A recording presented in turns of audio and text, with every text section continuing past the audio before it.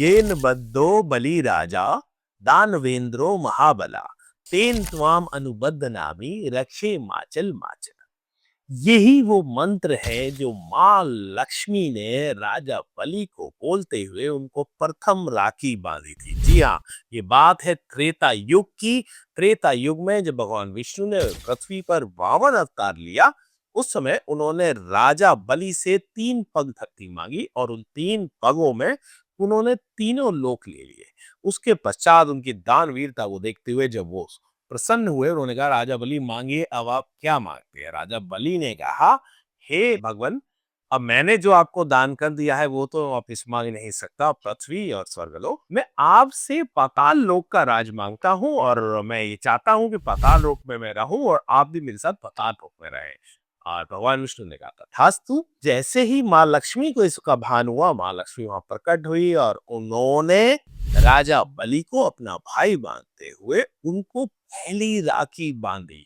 और उस समय उन्होंने यही मंत्र पढ़ा था और उन्होंने अपने भाई से कहा कि आप मेरे भाई हैं और अपनी बहन का सुहाग उनको दे दीजिए, बहन के पति को उनके साथ मेरे लोक में भेज दीजिए और बदले में मैं अभी आपको आशीर्वाद देती हूँ कि आप सदा चिरंजीवी रहेंगे, जीवित रहेंगे। सप्त चिरंजीवी जो हमारे यहाँ है, यानी 7 ऐसे लोग हैं जो सदा रहते हैं, जो सदा पृथ्वी पे रहते हैं। जैसे हनुमान जी, जब तक ये पृथ्वी लोक रहेगा, जब तक ये तीनों लोक रहेंगे, तब तक भगवान रहेंगे, हनुमान जी रहेंगे।